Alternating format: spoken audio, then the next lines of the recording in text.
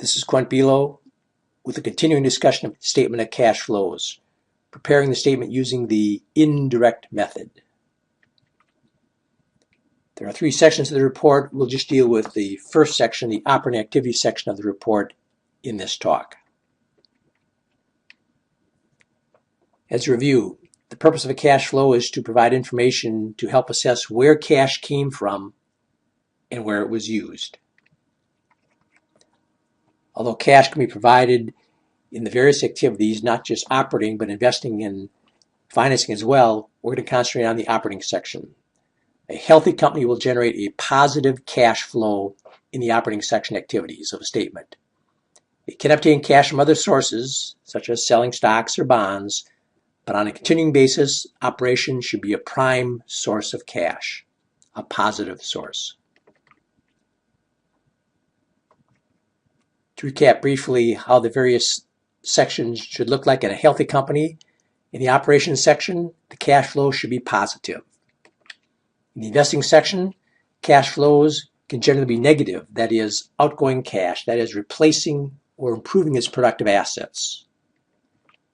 Financing section could go either way in a particular time period. For fast-growing companies, they may require more cash inflows just from operations and therefore have to sell stock or issue bonds. The financing section simply illustrates the long-term sources of cash in a company. Again, we'll concentrate on the operating section, which in a healthy company should be positive.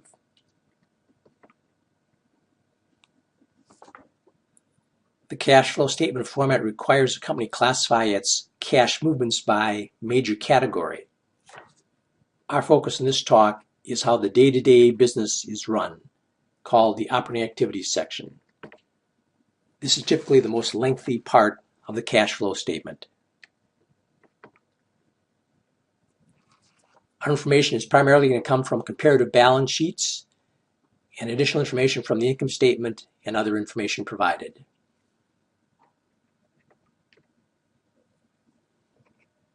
So the first major step in preparing a cash flow statement is dealing with the operating activities section.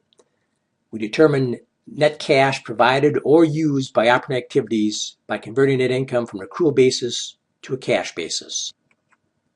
We will not only analyze the current year's income statement, but also comparative balance sheet accounts in the current asset and current liability section. There are two types of adjustments in the operating activities section. First, adjust reported net income, and second, reflect changes in each current asset and current liability account, changes from period to period.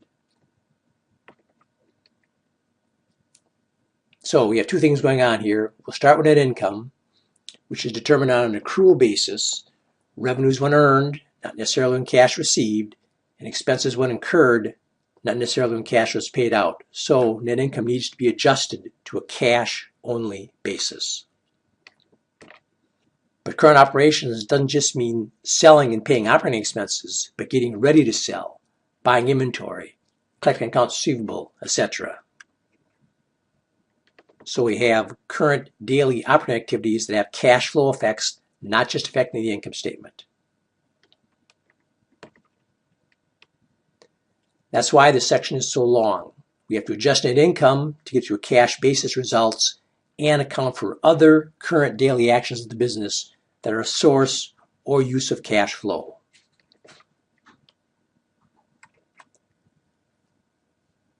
Of the three adjustment activities in the operating section, let's deal with the first two that deal with an analysis of the income statement, adding back non-cash expenses such as depreciation and deducting gains and adding losses back. Let's get specific. How do we adjust net income? We add back non-cash related expenses such as depreciation. Depreciation expense reduced the reported net income, but it's not a current cash outflow. Therefore, it is added back in this section. Likewise, any other amortization expenses are handled similarly. They reduce net income, but they are not a cash outflow in the current period. Also, we have to adjust for gains or losses in the income statement for selling fixed assets. They affect net income, up or down, but any cash flow impact is shown elsewhere in the investing section of the report.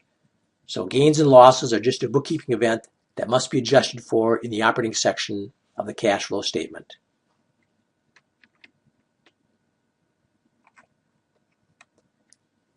The indirect method in the operating activity sections starts with the income statement.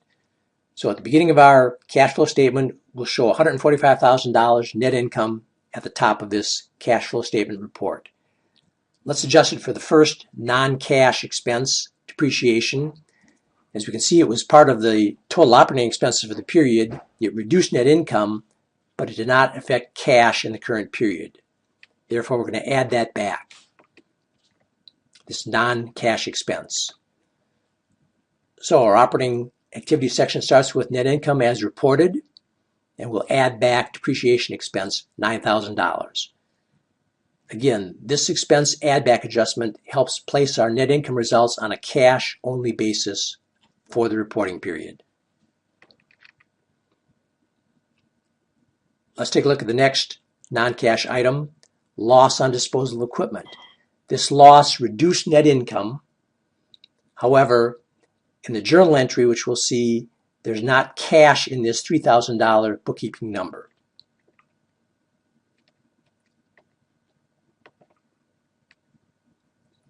Here's a typical journal entry for reporting a loss on sale of a long-term or fixed asset. Our equipment had a book value of $7,000, and we sold it for $4,000, incurring a $3,000 loss. This $3,000 loss reduced net income, but in this journal entry, only that line is reported in our profit and loss statement.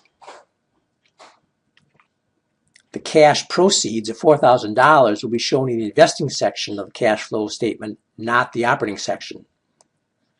The loss, however, as noted, reduced reported net income. So we need to nullify or strip out the loss from the reported net income by adding it back in the operating section of the cash flow report. Again, starting point, net income, $145,000. We previously added back depreciation expense. We're now going to add back the loss on sale of $3,000. This loss add-back adjustments, again, helps place our net income results on a cash-only basis for the reporting period.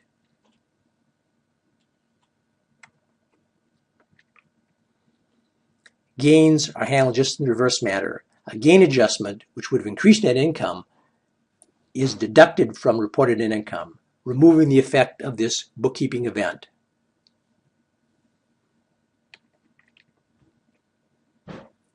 So again, any gain or loss from a sale of a fixed asset places that bookkeeping impact into reported net income, not cash. So we need to adjust the operating section to remove the gain or loss effect and let the cash proceeds be shown in the investing section of the report, a separate section. The investing section shows cash impacts, proceeds from the sale of long-term assets such as equipment.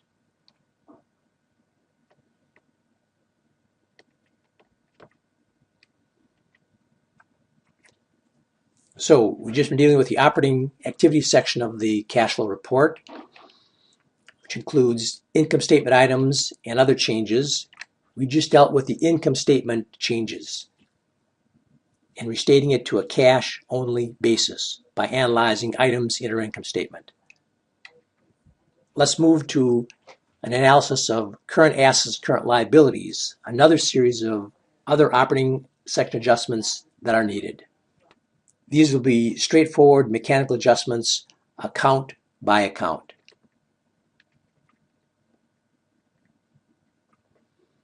Current assets, other than cash, and all current liability accounts need to be looked at. They're changes from period to period. Why? On a daily basis, businesses just don't sell, they also prepare to sell. They engage in routine balance sheet transactions, not yet affecting net income. Routine is a key word here. That's what puts these changes in the operating activity section of the cash flow report.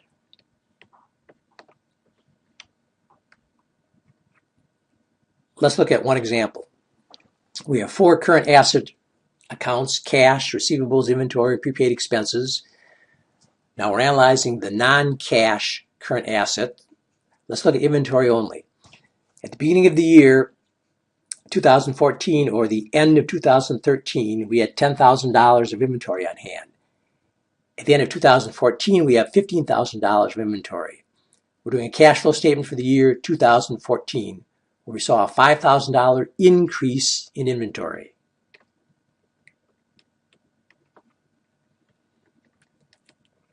Let me make a very simplifying assumption here to demonstrate this impact in the cash flow report. Let's assume that no inventory was sold during the year, but the inventory increased just due to purchases. So, the beginning of the year 2014 or end of 2013, our balance was $10,000 in inventory account. We added purchases of $5,000 to arrive at our ending balance of $15,000. Any increase in a current asset item line is reported as a use of cash on the cash flow statement, a negative number. If that is increased, reported as a use of cash in the operating activities section. So we'd have a single line to be added in the operating activities section for the increase in inventory count for the year, $5,000. The negative reported number means that cash decreased for the purchase of this inventory. The logic is if any inventory increased, assume it was a cash purchase to obtain this inventory. Make the same assumption to any increase in current asset items. We'll simply reverse the sign, make it positive if the current asset account decreased, that is, giving up the asset to obtain additional incoming cash.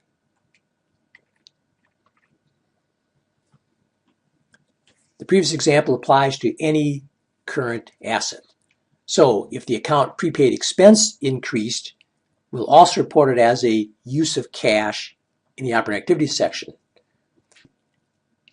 For example, the beginning balance in prepaid expense, ignore the typo here, was $1,000. We made additional payments of prepaid expense of $4,000 to arrive at our ending balance of $5,000 at year-end 2014. The current period reporting for prepaid expense, a current asset, increase in prepaid expenses, $4,000. Negative number, a use of cash during the period. Remember that our entry when making a prepaid expense is to debit the asset, prepaid expense, and credit cash. A use of cash. Cash goes down, therefore we report a negative or use of cash in the operating section of the cash flow statement.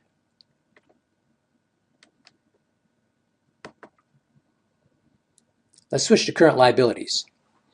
All current liability changes must also be reported in the operating activity section of the cash flow statement. Only the sign of the activity is reversed compared to current assets. Let's review the example on the next page for income taxes payable, a current liability.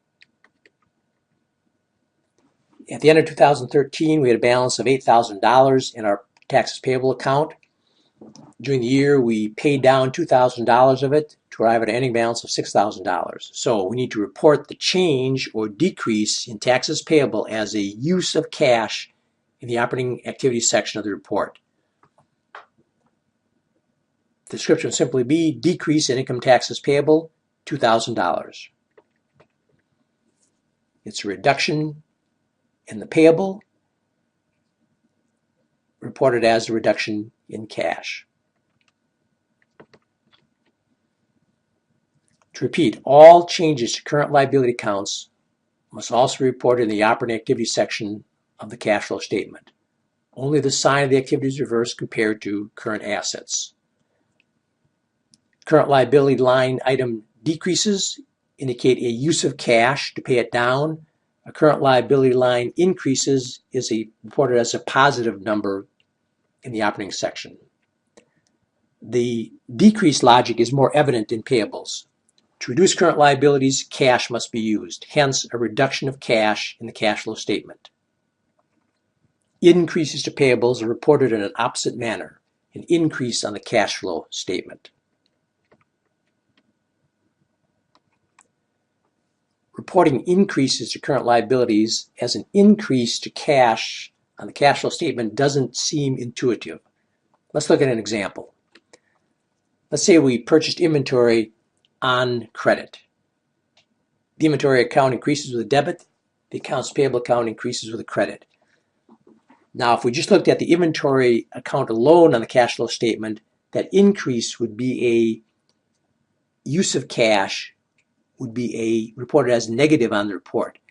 The accounts payable, we're going to report as a positive. If these are the only changes to the respective current accounts, asset and liabilities, they're both reported, as mentioned, inventory increase as a use of cash, the payable increase as a source of cash. They offset each other. The net effect is no cash impact whatsoever in the cash flow statement. So if it's useful to think of an increase in the payable as an offset to whatever was purchased, please use that example. That's how current asset, current liability change analysis in the cash flow statement works, line by line.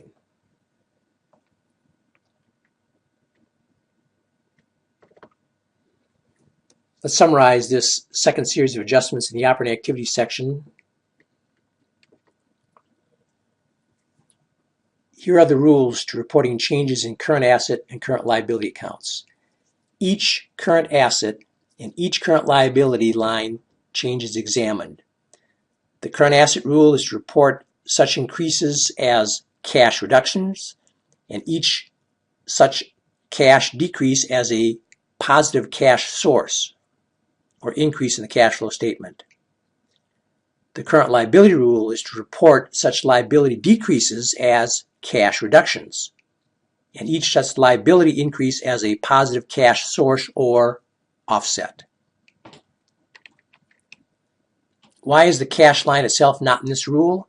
That's the change line itself that we are developing the cash flow statement by examining all other balance sheet lines. To repeat the logic, current asset increases are reported as a negative reduction or use of cash. Current liability decreases are reported as a negative reduction or use of cash. Decreasing current assets is equivalent to selling for cash, so a plus increase is reported. And increasing a current liability is reported as a plus offset or source of cash.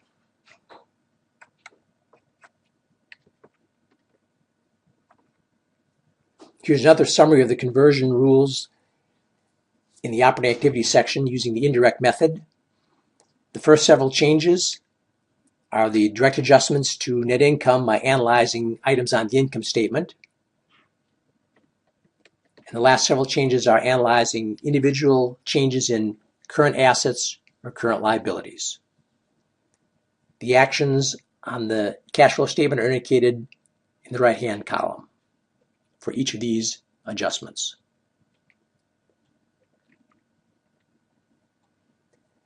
The indirect method gets its name by contrasting it to the direct method. The indirect method, which is a more popular method, arrives at the same net cash flow result in this section, but by a reconciliation effort starting with reported net income.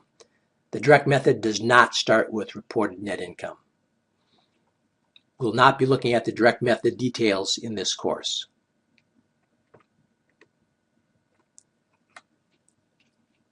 So here's the information we've been looking at.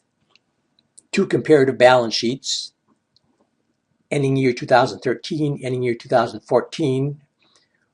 We were compiling a cash flow statement for the year for the period 2014, looking at our non-cash current asset accounts and our current liability accounts.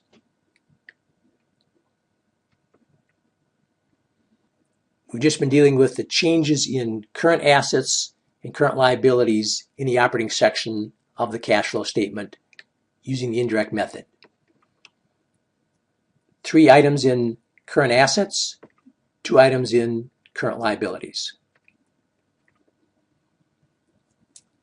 Let's look at one more example, accounts receivable in current assets. Accounts receivable decreased during the year from $30,000 down to $20,000. How did that decrease occur? We collected accounts receivable. And so therefore we add $10,000 additional back to the operating section of the cash flow report. This means that the accounts receivable decreased. There are more collections in the current year than credit sales, simply due to the collection efforts only, over and above the impact of sales made in the current year as reflected in the net income component. So an additional $10,000 of cash just due to the collections or decrease in receivables during the year.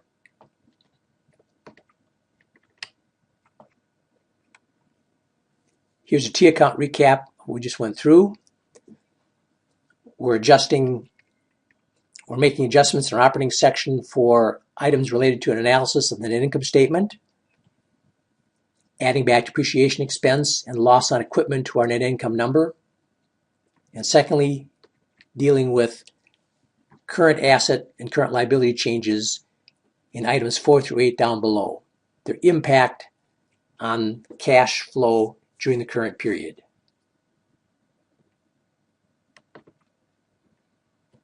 Again, we've just been dealing with the operating section of the cash flow statement.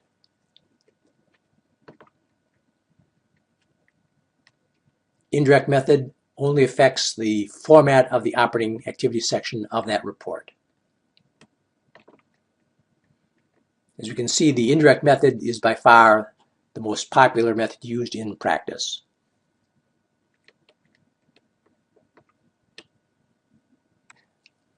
Now I want to mention that certain additional information could be extracted from a full income statement or disclosed in supplementary information as shown below.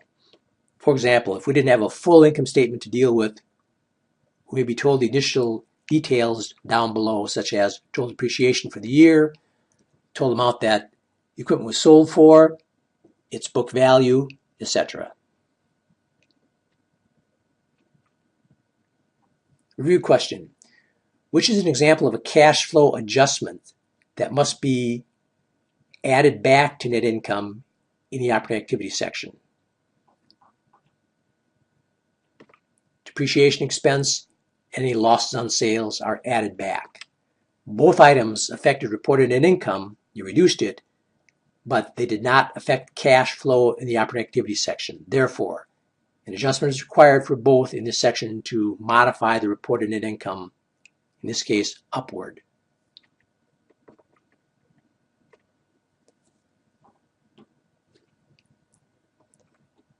Following are some review slides. These are published explanations of the changes just reviewed in the operating section of the cash flow statement. I'll let you review these without narrative.